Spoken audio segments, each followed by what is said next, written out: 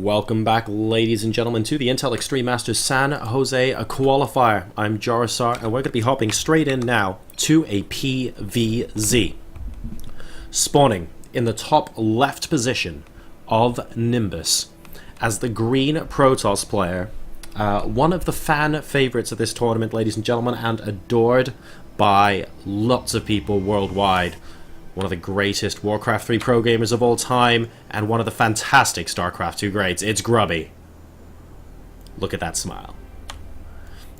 And his opponent, spawning in the bottom right-hand position as the blue Zerg player. Now this is interesting, by the way, because in the last series, he actually played as Protoss, so he's switching race to Zerg for this best of 3. We'll see how well it goes for him. Representing Legends Destiny, I believe it is Pouchou, playing from France. Apologies if I got that slightly wrong.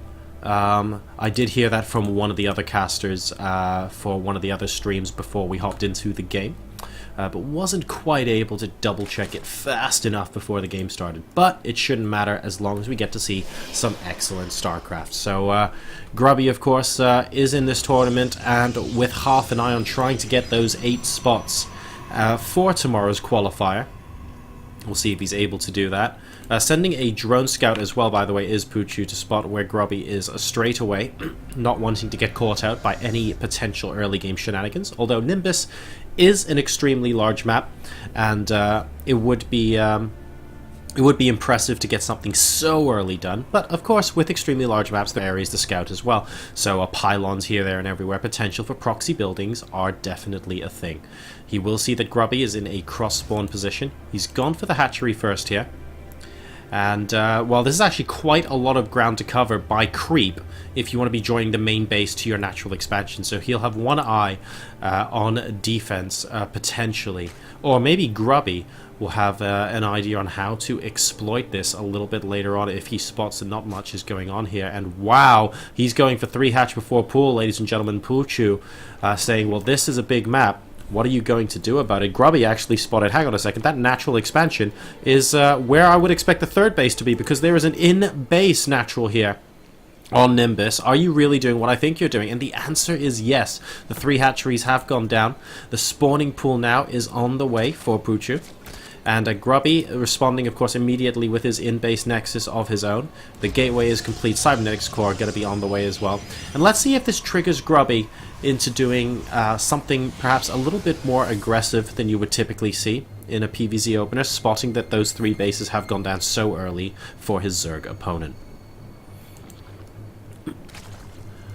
Not taking any gas yet, just trying to drone up as quickly as possible. Pouchou, of course, knows that this has been scouted. He did spot the probe moving up to check that 3rd hatchery at the natural expansion location as well. And will get his queens on the way now that these spawning pools are done. He's going to want to connect the creep very quickly indeed. Get some good, stable defense up once he's able to drone. And hopefully get to a point where he's able to defend those bases. Grubby, in the meantime, he's going to be looking to trying to apply maximum pressure to a Zerg that has tried his best to get as much of an economic lead in this early game as he possibly can. This Overlord over here will be sneaking into the in-base natural location to spot for any sort of hidden buildings and pylons over on this side of the map. Won't be able to see any at the moment, though. It is barren, with the exception of that nexus right in the middle of that location. And Grubby is going to be going for that robotics facility. Could we be seeing Sentry Immortal-based stuff coming out from him here? And Grubby actually putting down a pylon. And that does 2 things. First, it basically forces Pouchou to keep the Overlord around to scout. Oh my god, that's a huge starport. That's amazing. I want one of those. I bet that can like create a battle cruiser in about 15 seconds flat.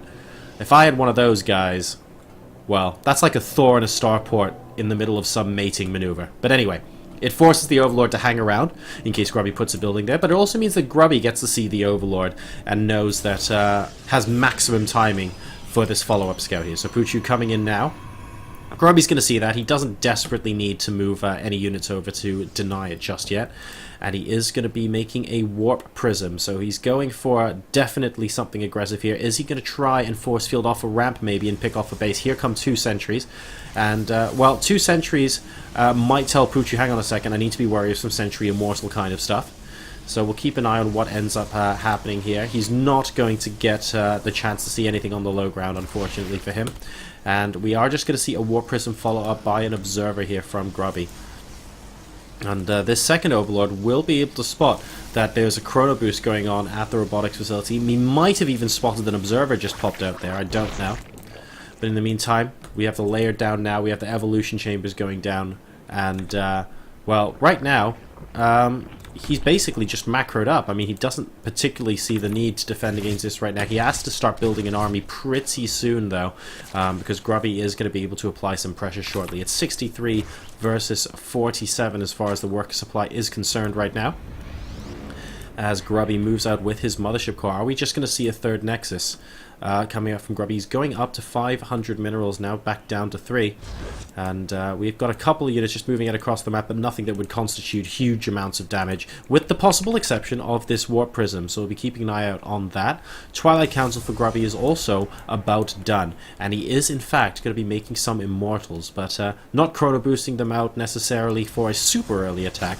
He's going to be using this warp prism to do as much as he can, and there are the force fields in the mineral line, using a combination of zealots and sentries to try and kill off as many of these workers as possible. Number of workers killed so far this game, 16 and counting, so this is a pretty effective attack from Grubby, saying, hey man, you basically don't have units to defend your base right now. This is going to get very dicey for you. Going straight up to the Hydra list, and no Roach Warren for the Zerg player. I repeat, no Roach Warren for Pouchou. And that means these zealots, I mean, they're going to have such a happy time basically fighting against Zerglings here. Great Warp Prism Micro as well to keep the sentries alive from Grubby.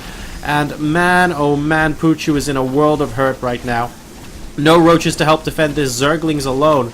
Grubby's just going to be so happy playing against this right now, and I think Pouchou might have realized at this point that this kind of opening, especially without those roaches in support, could end up being a little bit greedy. He has a lot of Zerglings right now, but, you know, Zealots do pretty well against Zerglings, and while Grubby might not want to be dropping into the middle of that bunch, he is going to be enjoying himself quite a lot. Now, the Hydra Stead is out, guys, and there are 7 Hydras on the way, so... Ooh... so just remember, we are in a position now where once the Hydras get out, this attack could be repelled. But, look, this base has already been killed off. I think Grubby can kind of say mission accomplished as far as this Warp Prism is concerned. He's got his 3rd base down, getting a couple of extra gateways here with it as well. The Robotics Bay has just started. 4 more gateways are about to complete, and he's got 3 Immortals here, ready for a secondary push across the map if he feels like that's the best course of action. The Zerglings and Hydras now are going to be able to defend against this, but we need to start thinking about that worker supply. It's back down to 48 for the Zerg player. You don't want to be at a 10 worker deficit to a Protoss player at the 11-minute mark of a game. That's just not ideal at all. He needs to take that ASAP, and it looks like he's going to do so right now. A couple of Hydras just chasing away the Warp Prism there, acknowledging the damage that's been done and saying, look mate, just give me some space here. I want to grab this space. And, well, that's going to be that from that point of view. But we've got the Groove Spines coming down for him. I can't see a counterattack working, to be honest. I think Grubby's just going to have way too much stuff by the time this army gets to a position where it can harass some of the bases. Now, Ling Hydra can be very good, of course, against Sentry Immortal.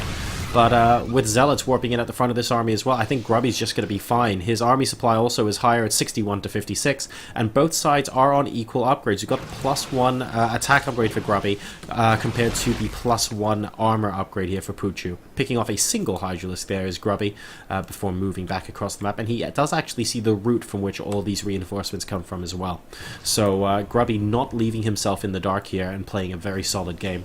He's, wow, going to be finishing off his +2 now as well, and is he considering a move out? It looks like he is with that round of Stalkers, not opting to go particularly Zealot heavy here against these Lynx and Hydras. He will be able to move out and capture the middle of the map if he so wishes right now, and in the meantime this Warp Prism, actually thanks to a couple of stray Lynx, does get spotted, so instead of moving in to immediately harass, he might be taking that with the main army. We'll keep an eye out on that. Hallucinated Phoenix is now going to be checking stuff out. Pouchou move out across the left-hand side of the map and is actually seen by a Hallucinated Phoenix, and it looks like Grubby is actually feeling pretty confident in taking this out.